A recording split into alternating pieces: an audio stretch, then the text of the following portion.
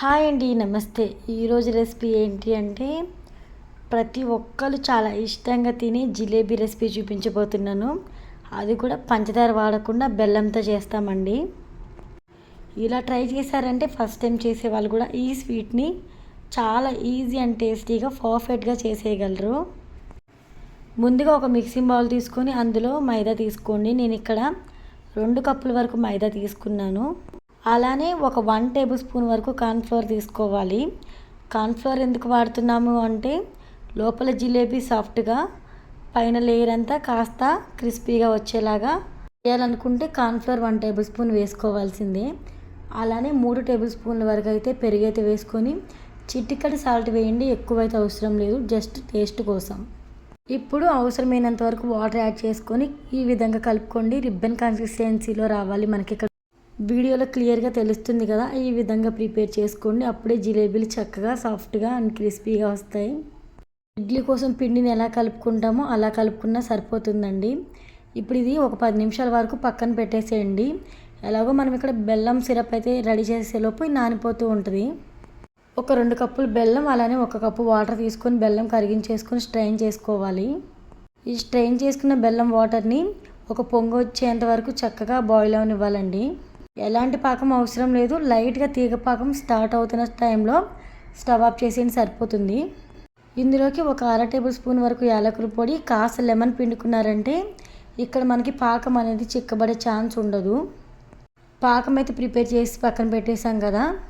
ఇప్పుడు జిలేబీ బ్యాటర్లోకి ఒక 1/2 tea spoon వరకు వంట సోడా వేసుకొని లెమన్ పిండుకొని కలుపుకోవాలండి.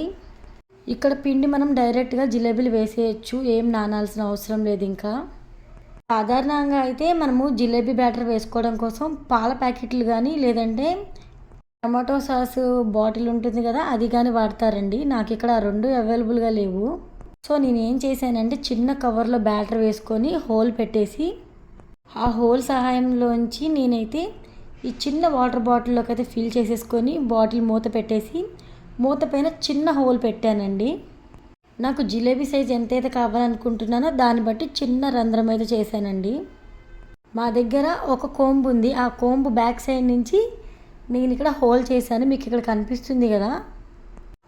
మీరు మాత్రం పాల ప్యాకెట్ కవర్లో అయితే యూస్ చేసుకోవచ్చు, చాలా ఈజీగా ఉంటుంది, అదే బెస్ట్. పాల ప్యాకెట్ కవర్లో వేసుకున్న తర్వాత పైన రబ్బర్ బ్యాండ్ టైట్గా పెట్టేసి కింద హోల్ చేయడం అంటే లైట్గా కట్ చేయండి, సరిపోతుంది. ఆ తర్వాత స్టవ్ ఆన్ చేసుకొని స్టవ్ మీద ప్యాన్ పెట్టుకొని ప్యాన్ హీట్ అయిన తర్వాత ఆయిల్ వేసుకోవాలి. ఆయిల్ మీడియం హీట్లో ఉండాలండి, మరీ హీట్లో ఉండకూడదు. ఈ విధంగా జిలేబీలు వేసుకున్న తర్వాత మంటను మీడియం ఫ్లేమ్లోనే పెట్టి ఉంచేసి 2 వైపులా మంచి కలర్ వచ్చేంత వరకు ఫ్రై చేసుకోండి.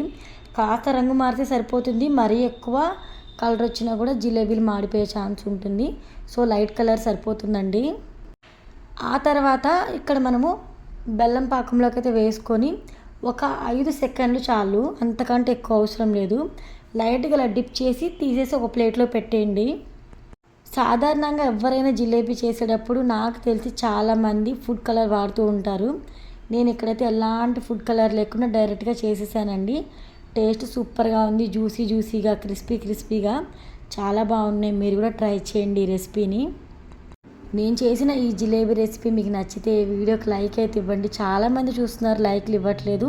లైక్ ఇవ్వడం మర్చిపోకండి. అలానే ఇలాంటి మరెన్నో tasty and healthy and easy recipes కోసం మామ్స్ కిచెన్ రెసిపీస్ ఛానల్ని సబ్స్క్రైబ్ చేసి ఛానల్కి సపోర్ట్ చేయండి. మీలో జిలేబీలు ఎంతమందికి ఇష్టమో అది కూడా కామెంట్ చేయండి.